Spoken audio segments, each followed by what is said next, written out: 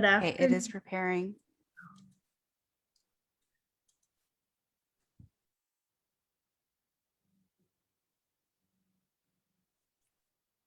Good afternoon. This is Alexandra from California Health Collaborative.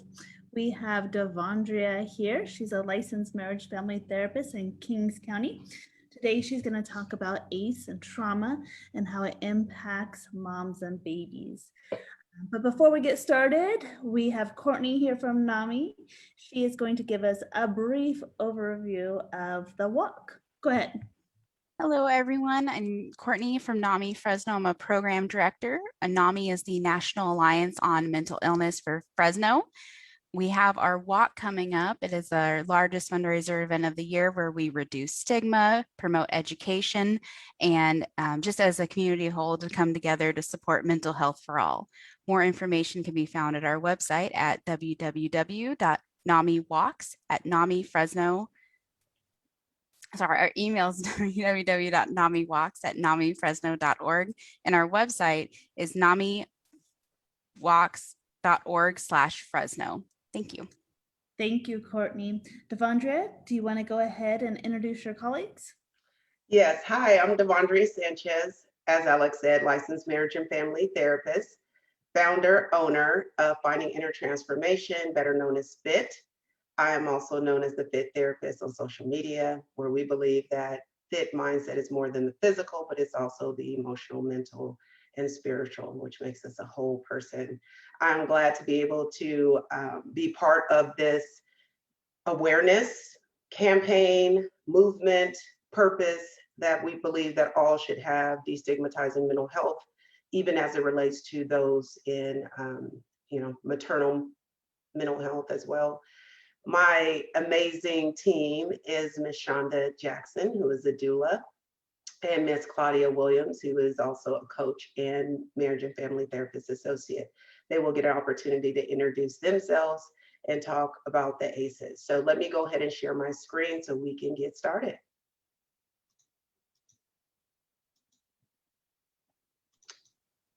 And if one of you can just give me a thumbs up if you can see my screen.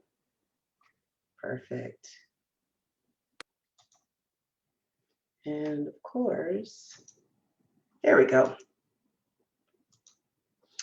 Okay, so what is the ACEs? It stands for Adverse Childhood Experiences, and or what I like to say, exposure.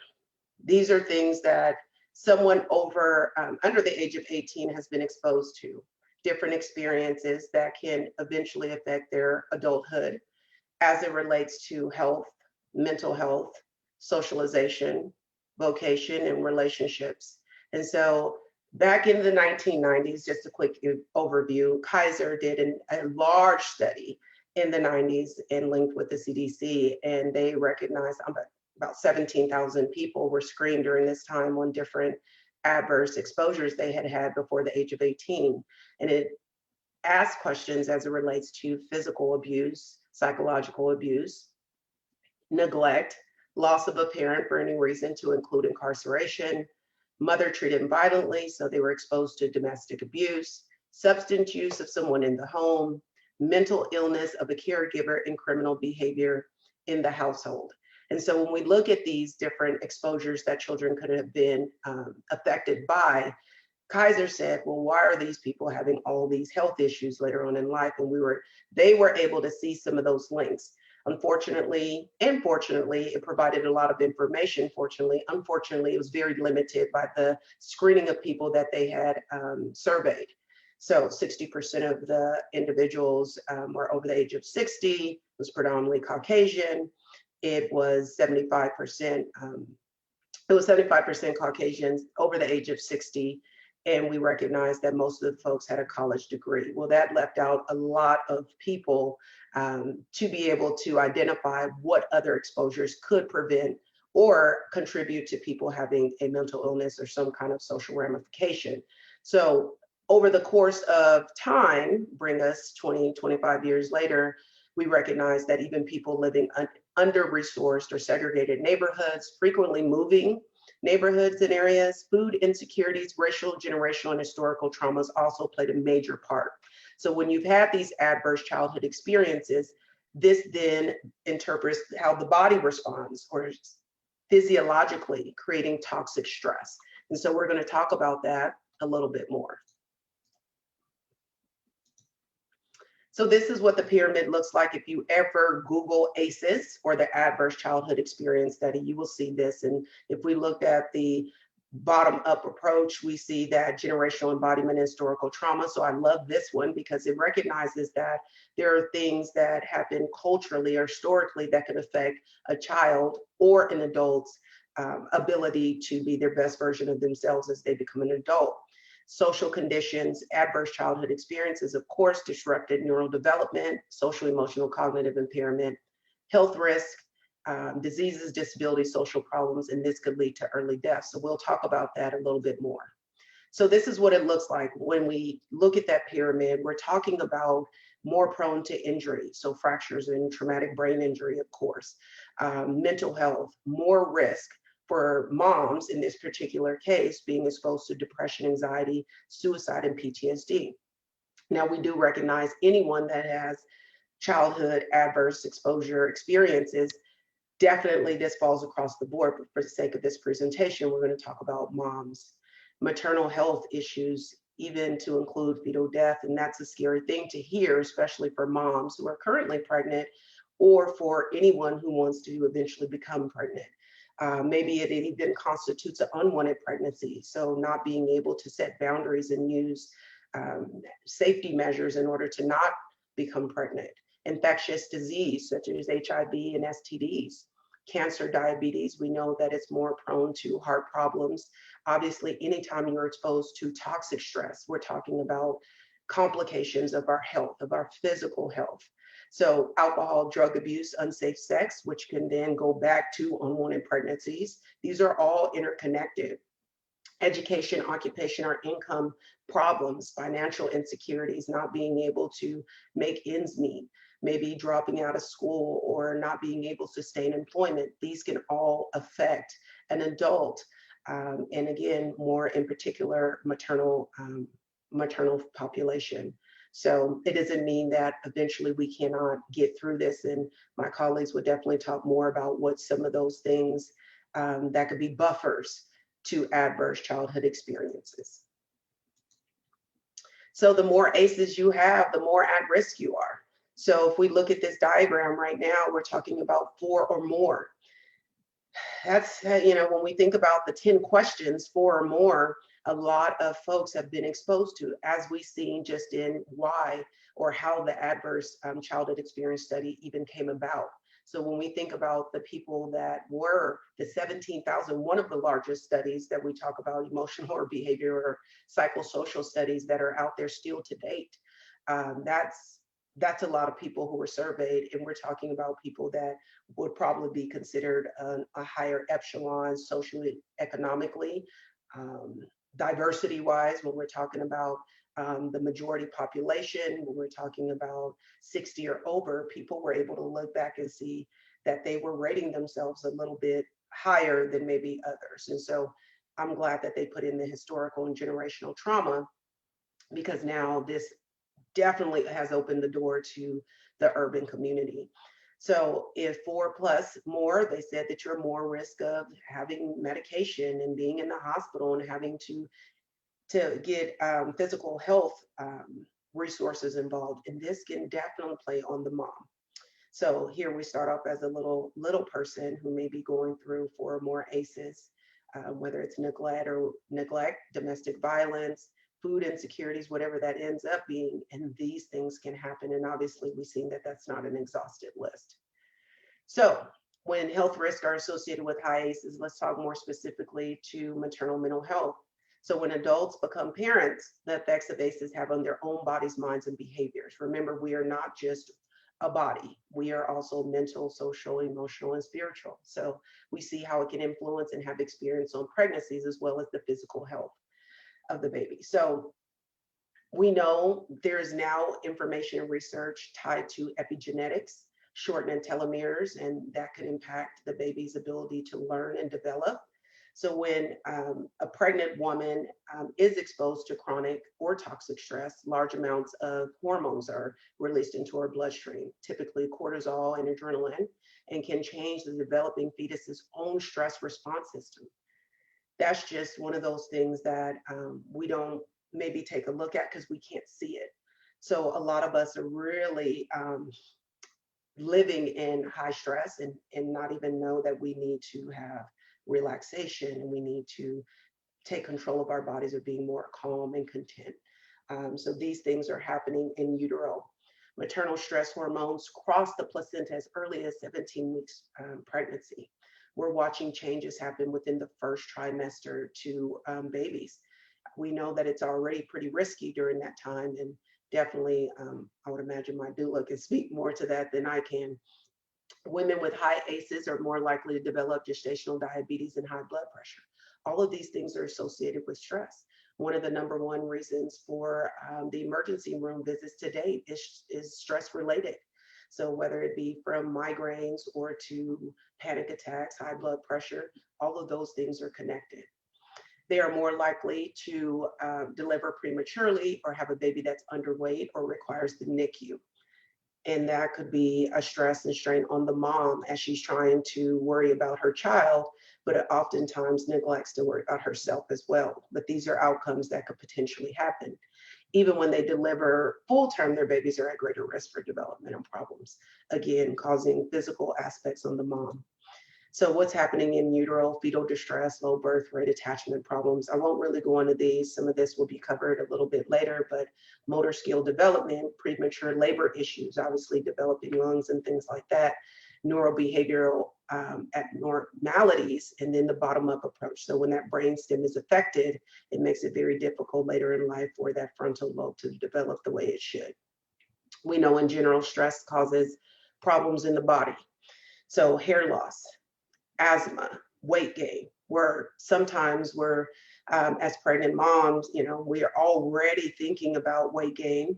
As women in general, we are the number one gender to worry about those type of things. Now we're having weight gain for a healthy reason, but now more so because of stress related issues. And we'll talk a little bit about that. Diabetes, poor gut health, not being able to digest your food appropriately, which will then make it difficult to send the proper nutrients to yourself, let alone the baby. Heart disease and headaches. So I cannot be the fit therapist and not talk about food and how it impacts our bodies. So there are studies out there that believes that early trauma influences the way our bodies can handle sugar. This is a big one because when we're stressed, we are not craving kale. More than likely, we are craving high fat, high sugar, high carbohydrate foods. They're more comforting, they are more accessible, and nobody really judges a pregnant mom when she's eating more because we're eating for two, right? Although I think that is somewhat of a myth, and I don't know that to be true. Maybe that's more information we can get today. So it's the way that insulin is released when we consume sugar in any form, whether that be alcohol, sugar foods, or sweet substances, those cakes and things that we like, the way our body starts processing it. So normally leptin is secreted in response to a burst of insulin, and it tells our brains we're full, right? So that's when we're able to back off. Sometimes if we're disconnected because of stress and trauma, most of us are disconnected from our mind and our body anyway. So now we're carrying this little one and the brain is not saying when it's full. So we love the food, but we hate the consequence, right? And that could be some of those digestive issues we talked about. So now because of trauma and high toxic stress, we don't get the signal that we're full. Unfortunately, we don't get it until it's too late. And the too late looks like, oh, I can't breathe, unbutton my pants, I need to go for a walk, burping, heartburn, things like that, that typically comes with stress and trauma. And this will then inflame our bodies. So what can we do before I pass the torch on? What are some things that we can do? Number one is drink more water. With less than 2% of dehydration, our minds our whole bodies reap the consequence. Everything from our hair, our skin, fatigue, we're more prone to irritability and moodiness. So if you're a pregnant mom, and this particular we all need to drink more water, but more particular when we're a mom, because we are trying to buffer the impact of what stress is having on our body. We can do this. You may not be able to deal with the trauma, pain, and experience right now for whatever reason, but there are things that you can do that are within your control. You can get better sleep. 7 hours, 7 to 9 hours is amazing for our physical restoration. This is part of our energy source. So pregnant or not pregnant, and dads and partners, that means you too. We need to model these things. So if you're up all night eating sugary ho-hos and ding dongs, well, guess what your mom, your wife or your partner is going to want to do? Have those same things. So part of it, I know the men get kind of off the hook when it comes to pregnancy sometimes, and I'm sure my doula can talk to you about that even more. But we also have to pay attention to what that feels like physically, because attachment is the energy, it's a connection. And so if mom is frustrated and stressed out, well, that definitely impacts the baby, but it can impact the partner. And same is true for the partner. Getting your spouse involved, know when to talk to a doctor or a therapist. I know sometimes they don't always get, the best rap because we're still trying to destigmatize mental health. And so we want to be able to reach out in the times of need if possible, especially if we're having some physical complications. I know sometimes culturally, going to the doctor, if it's not your doctor's appointment, is not the first thing that we do.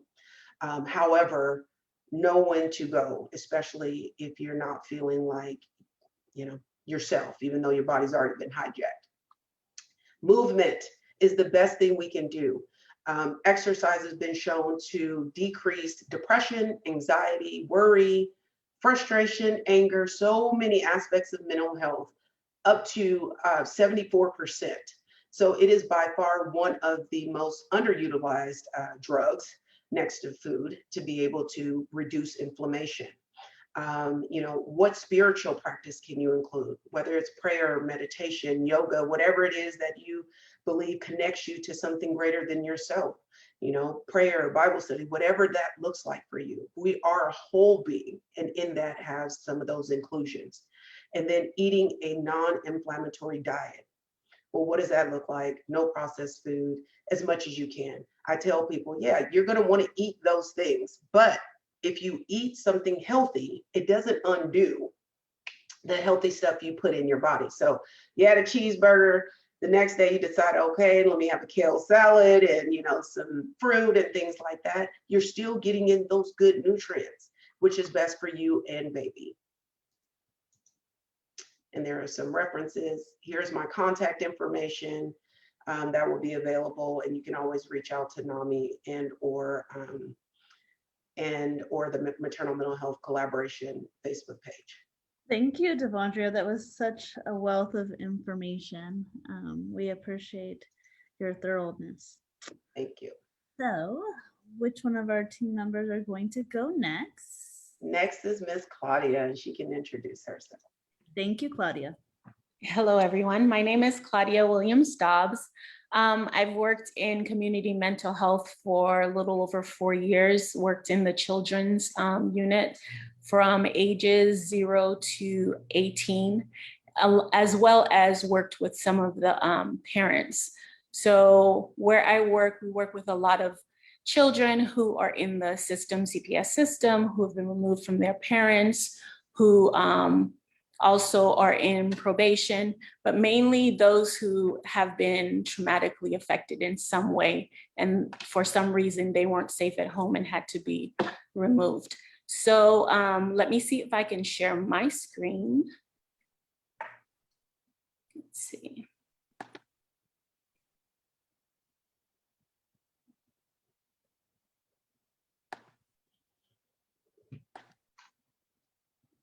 There we go.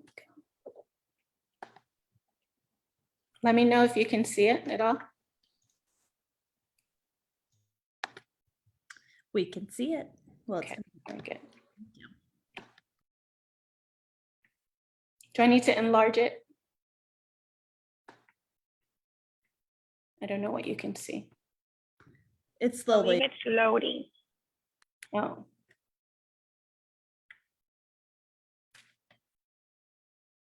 Is it still loading? Yes.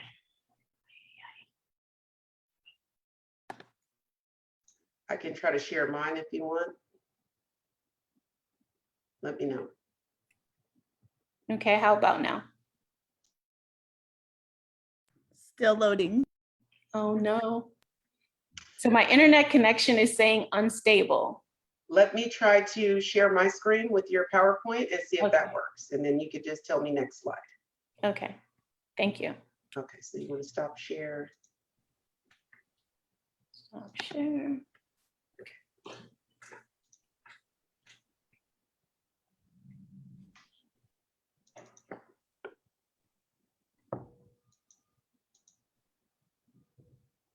Can you see it? Yes, I can. Perfect. So you can go to the next one, please. Next slide. Okay, so for my discussion, just for the nature of me working with mothers and children and seeing the impact of ACEs, I wanted to discuss the mental health piece of it and talk about how moms impact their babies and even their toddlers and their children and what I see when I am working with them. So with ACEs, just like Devondria said, there are 10 different ACEs, and that results in increased symptoms, health symptoms, mental health symptoms.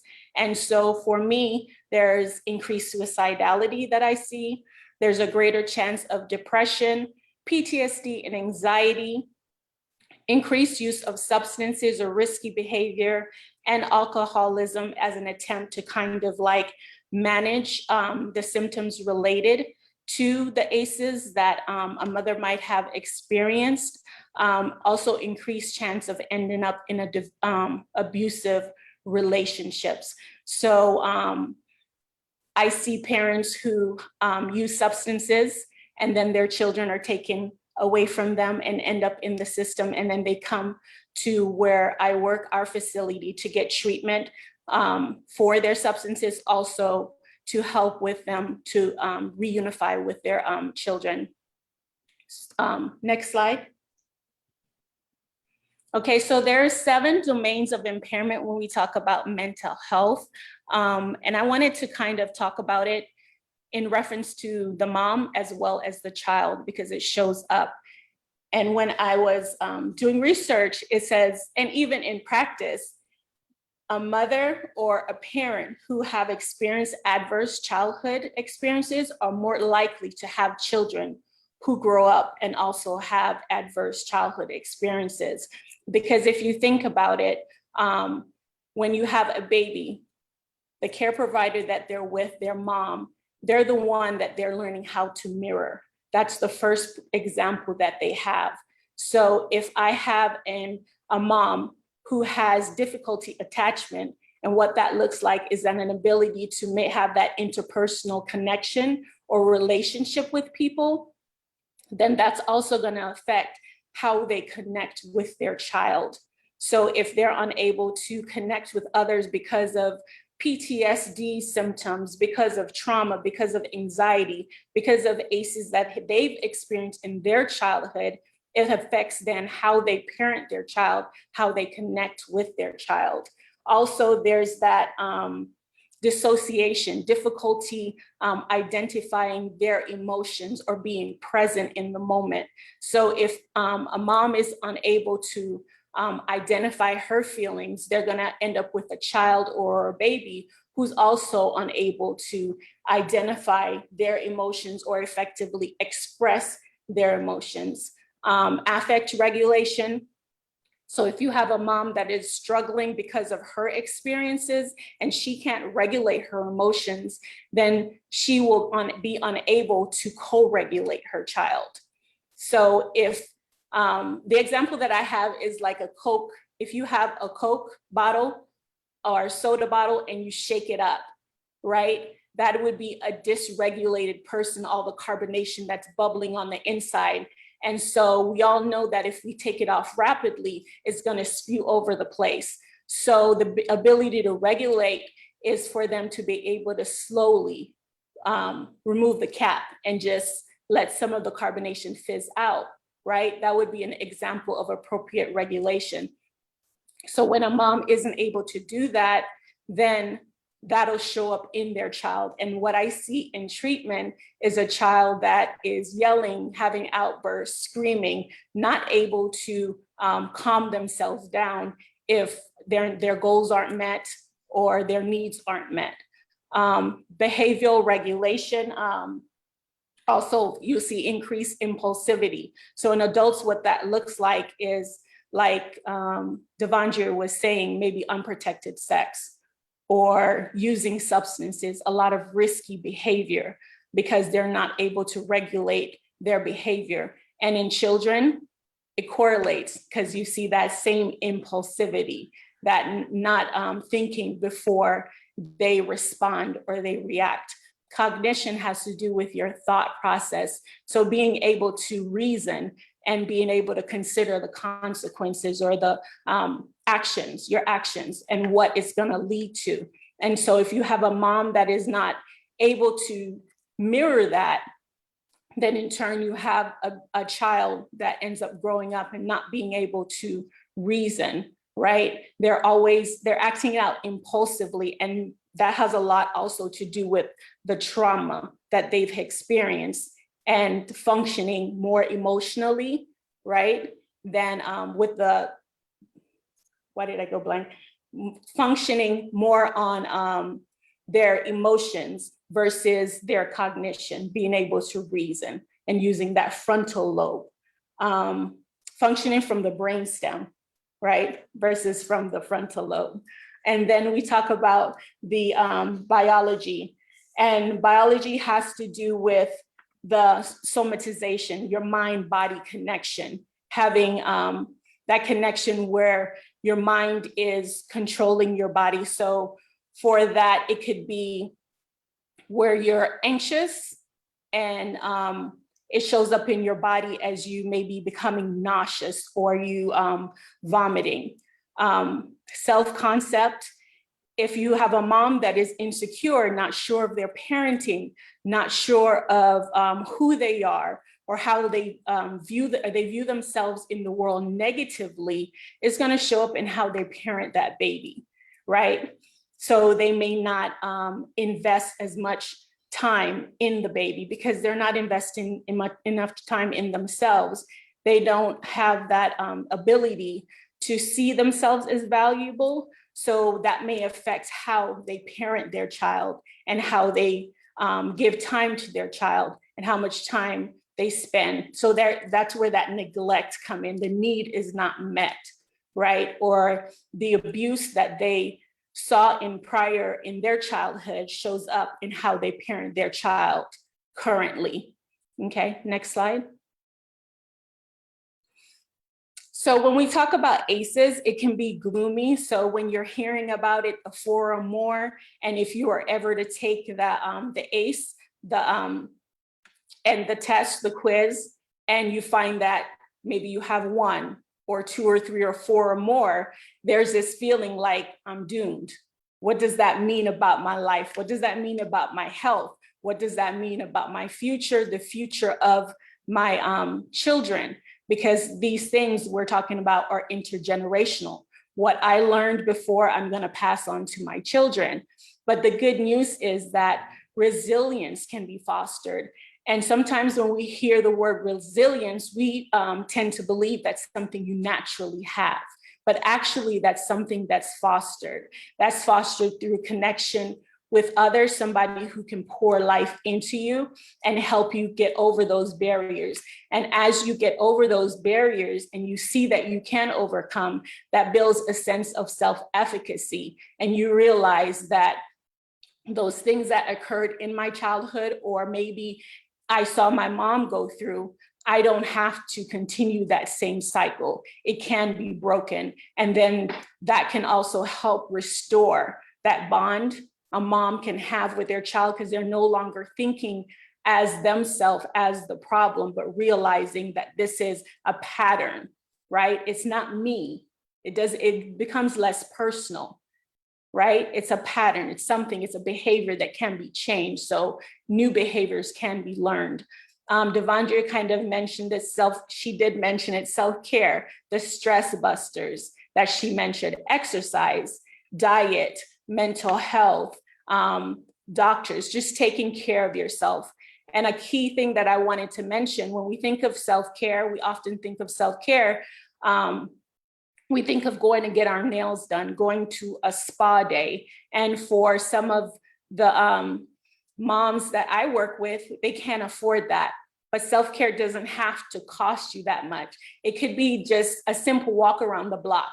It could be taking 5 minutes to take some deep breathing and reflecting on what just happened. So self-care can be anything that gives you time to just move away from a situation, reflect on what's happening in you, and refreshing your mind. Community resources can also help build resilience and help reduce the impact of ACEs, such as parenting classes, getting connected with a mental health clinician or facility, substance abuse treatment, and then attending DV classes that can also teach you skills to repair. Next slide.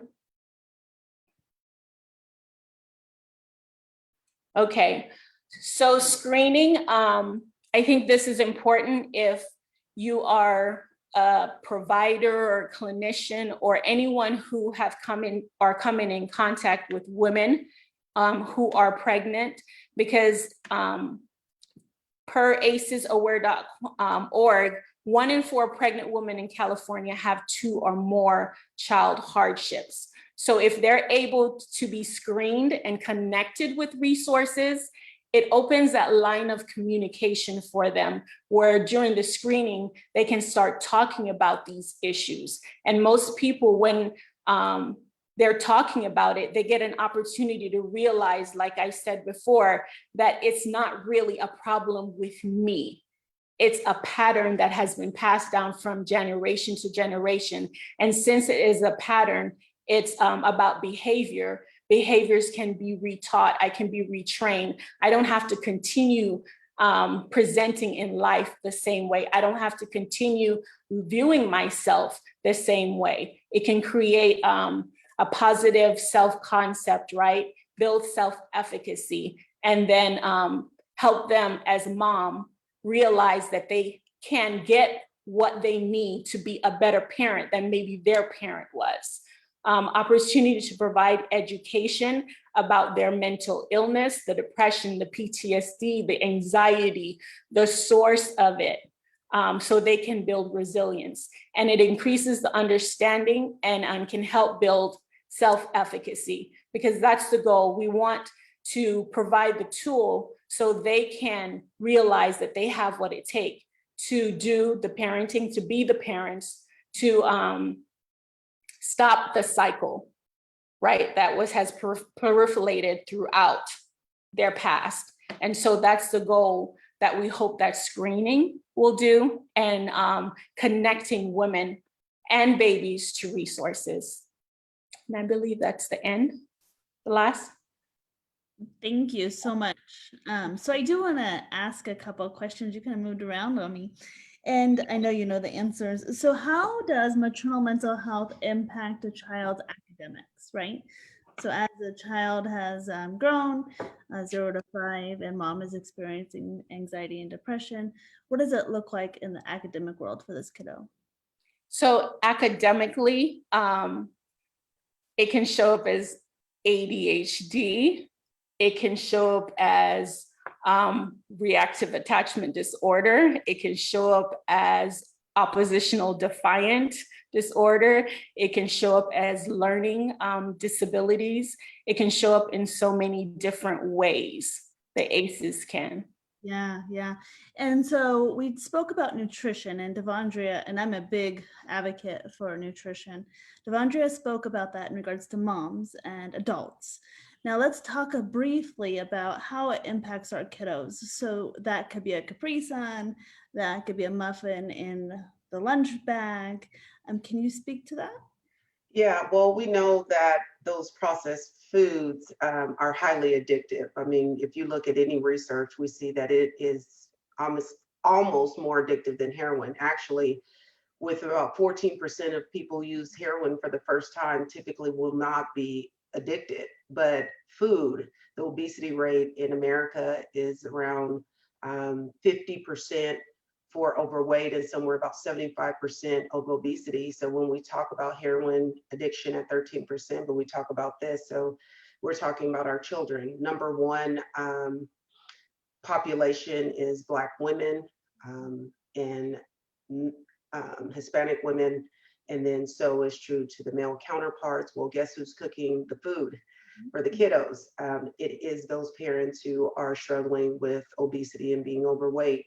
And so these inflammation diets keep the body and the brain inflamed, is what science is being able to show.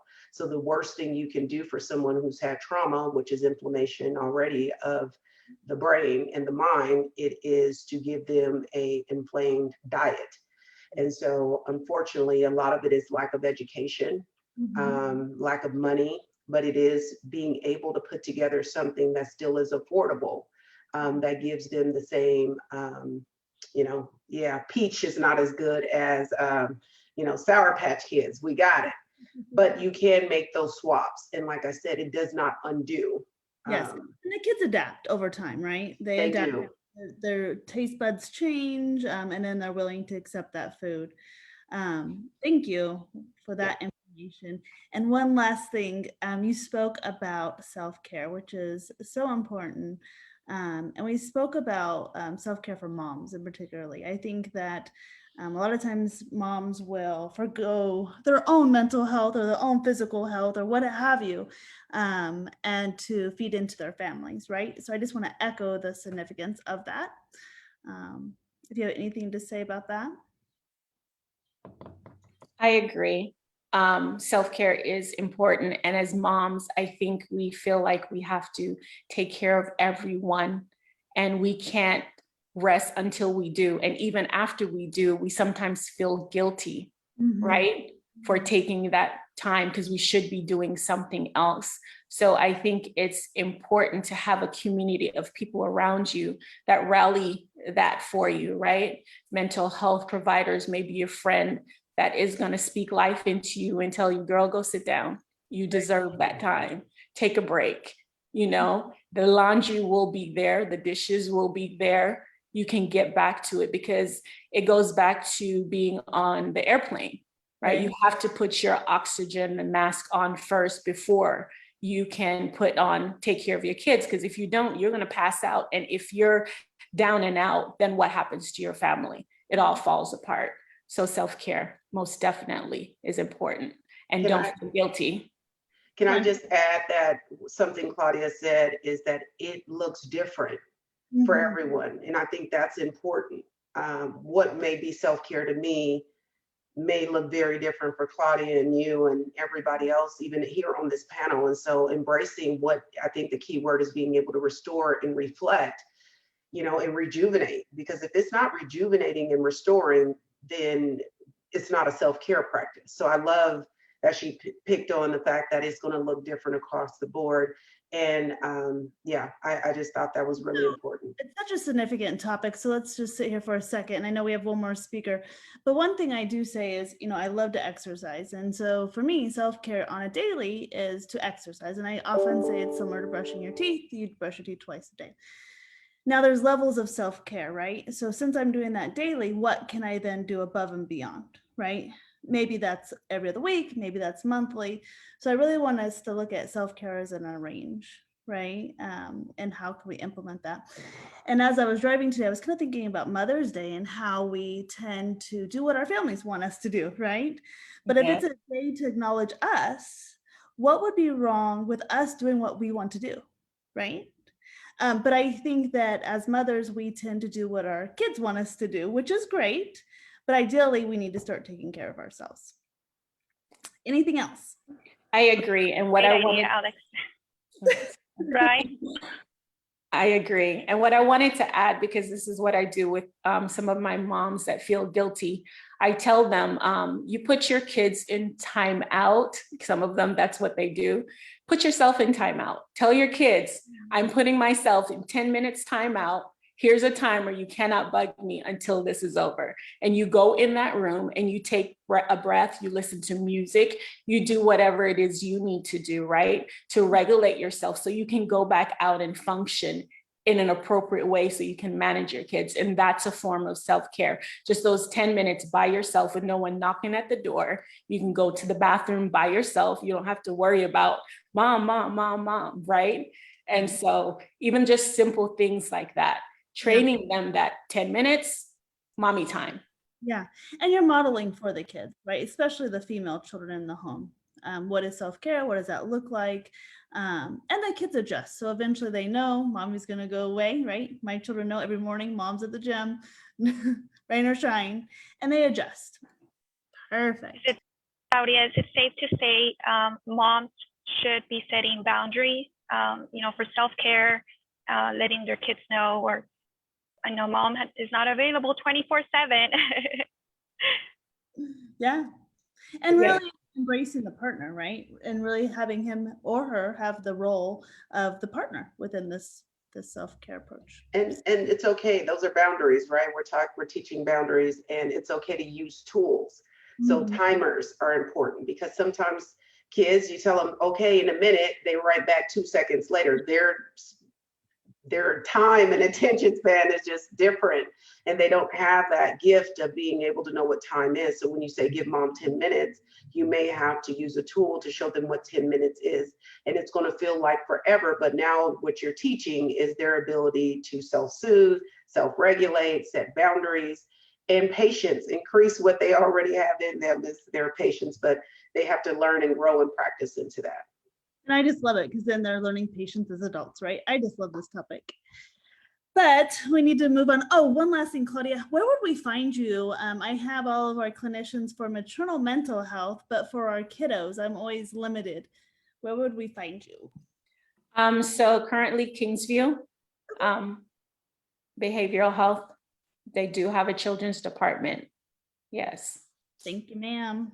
Okay, now for our doula, which is our next favorite part of maternal mental health. So please introduce yourself and tell us a little about your background. Thank you. Hello, my name is Chanda Jackson. I'm a certified labor and postpartum doula. And knowing the ladies that I'm presenting with today, I decided to approach ACEs from the perspective of a support person such as myself. So what I'll be providing is just information on what trauma and ACEs can look like from the standpoint and perspective of a support person, and what we can do to help. Let's see, let me know when y'all can see my screen.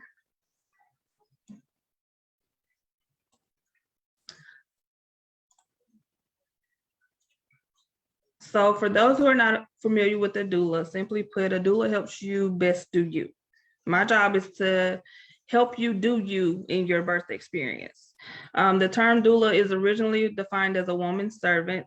Essentially, a doula is a non-medical care provider. Certification, licensure, regulation is generally not mandated or regulated. And the general task for doulas is to be a support person. As a birth-related doula, it is important to assist with the aspects of birth that are not often considered, such as providing general education and medically founded information, comforting measures, connecting with resources, building a support team, and basic relief options. So things like, what all do you have in your birth bag? What all are you bringing with you to the hospital? Who's going to help you when you get home? The things that a lot of times we don't think of because everyone's primary focus is the baby.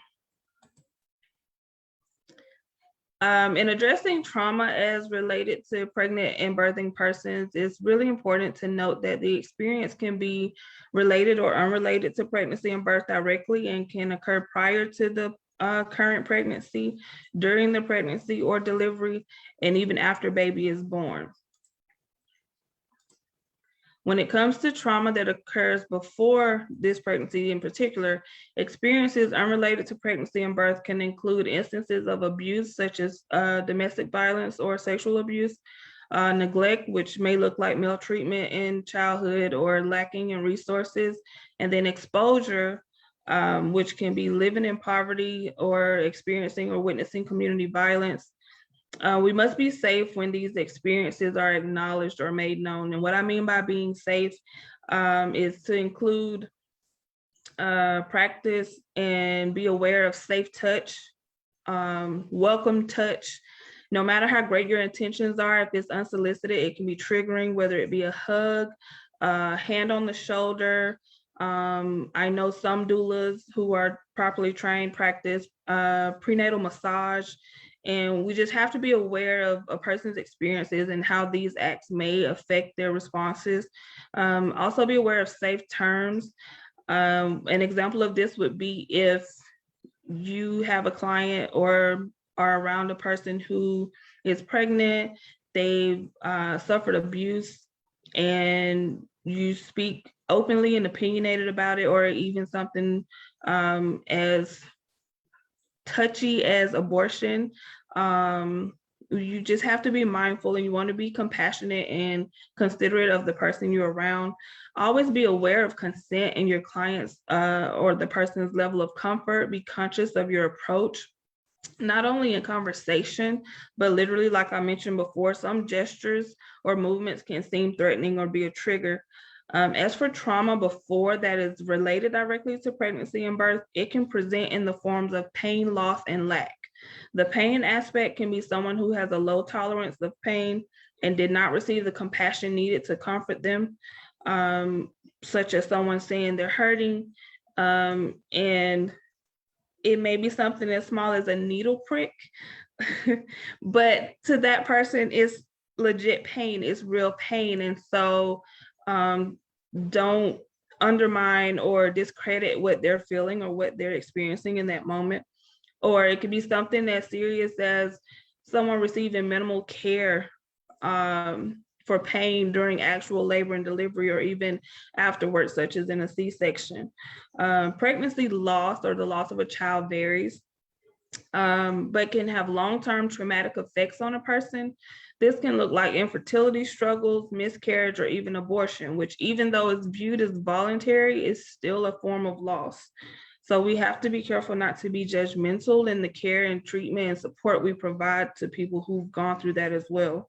Lack can be maltreatment or care refusal by a provider, lack of resources and insufficient treatment options or providers. So for instance, if someone lives in an area and there's only 2 or 3 OBGYNs or no midwives, and also lack of support or limited family and friends within their current living region. We must understand, because of these events, it's important to recognize the client's expectations in order to help create better outcomes. So if their focus is shifted from the negative expectations because of what they've experienced, and we shift that to the great positive possible outcomes, it will help encourage and optimistically shift their mindset. And in that, we will represent the difference from their last experience to this one.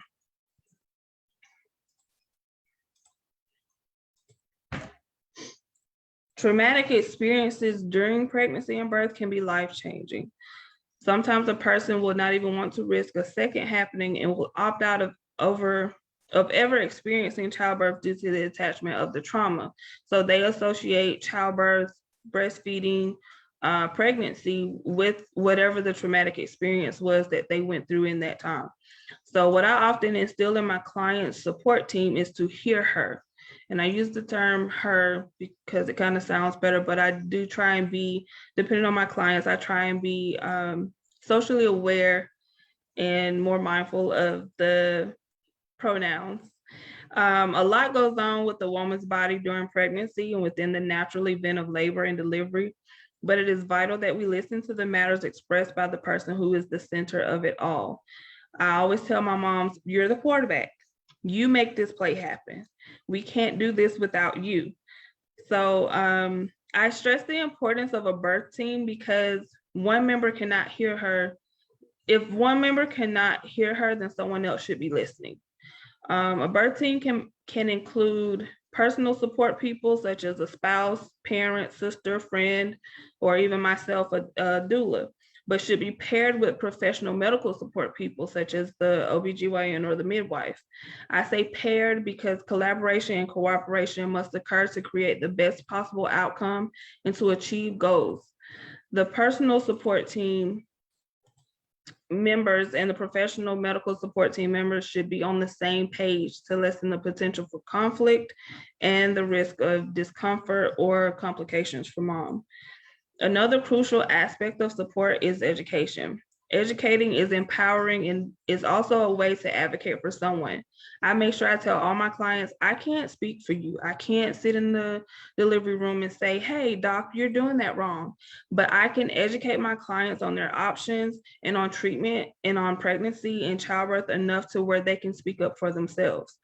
In childbirth, educating a mother about not just childbirth in general, but helping her understand her own body and connection with her baby can be real game changers. Birth team members should be informed not only of the information that mom is learning, but also on what her birth plan is and how they can best support her. Also, understanding the roles the medical staff play in all of this can provide reassurance that the proper treatment is received. I always encourage my clients to communicate with their providers and advocate for themselves in treatment. We can't assume because we know where assuming leads. So one of the most prominent areas of childbirth that trauma presents itself or signs of trauma are shown is after the baby's born or what's considered postpartum. And to give y'all a few numbers that I pulled from postpartum.net, 70 to 80% of women experience mood disturbances after birth. 1 in 8 suffer depression after delivery. 10 to 15% suffer more disabling depression or mood changes. And 1 in 1,000 to 1 in 500 experience postpartum psychosis. That doesn't seem like a lot, but if you consider the number of babies born every year, the number of women that go through childbirth every day, 1 in 500 experiencing postpartum psychosis, which is not baby blues, which is not general depression or anxiety, not to discredit those and the severity of those, but postpartum psychosis takes it to a whole nother level.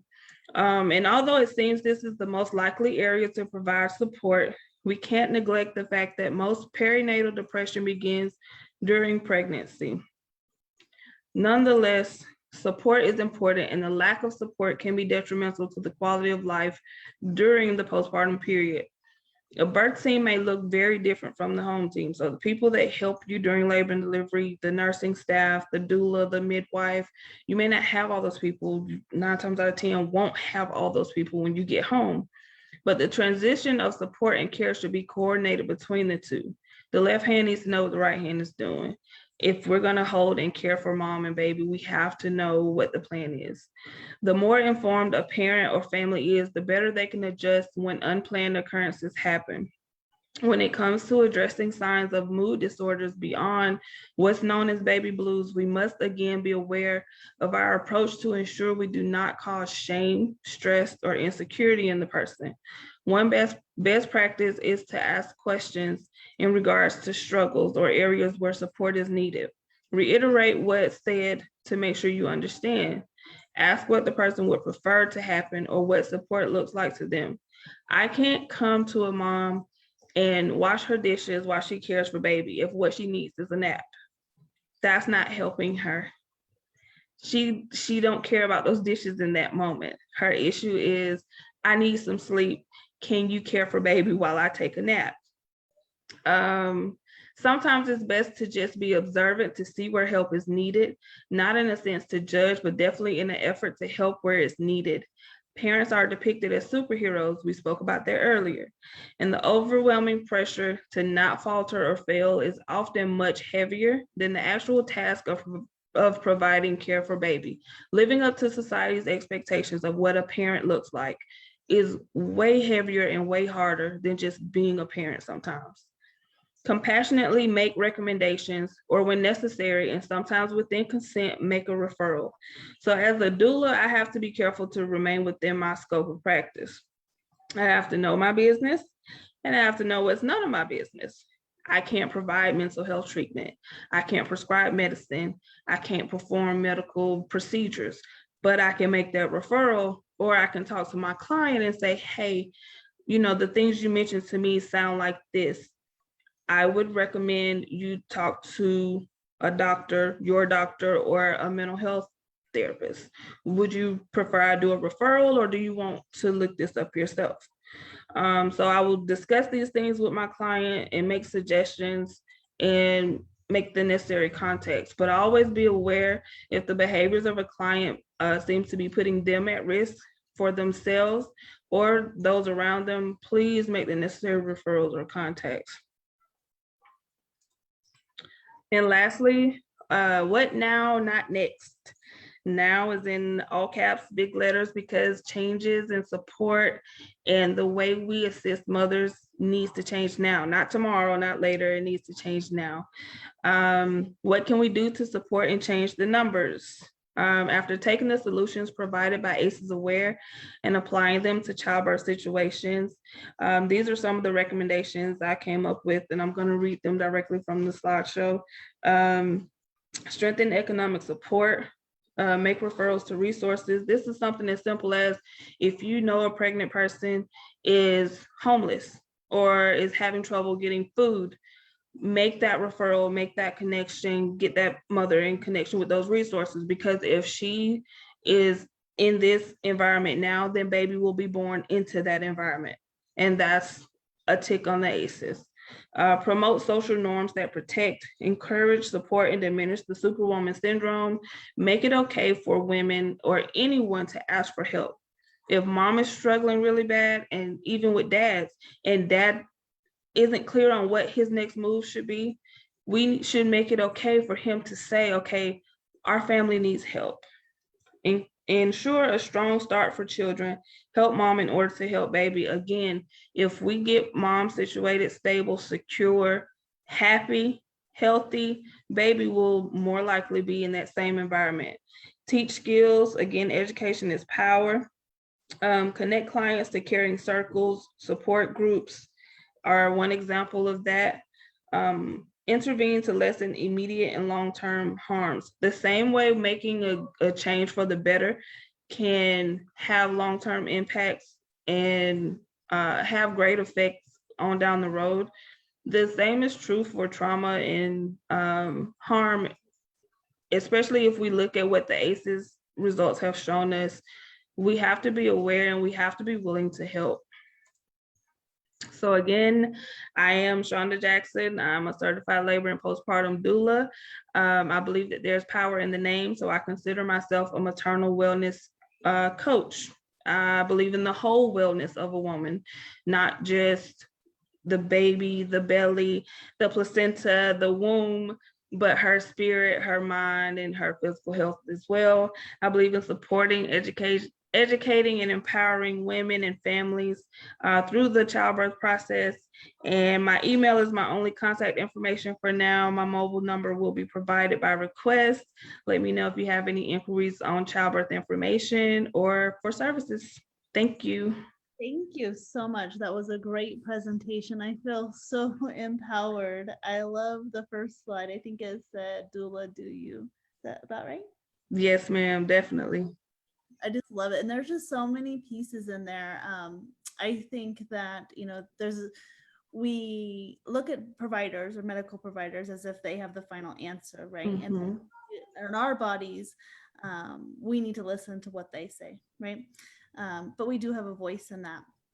The other piece that you had highlighted was abortion or miscarriage, and that is a loss, right? And so we need to really acknowledge that. And I'm sure Devondria and Claudia see that come up. I know I see that come up as a as well.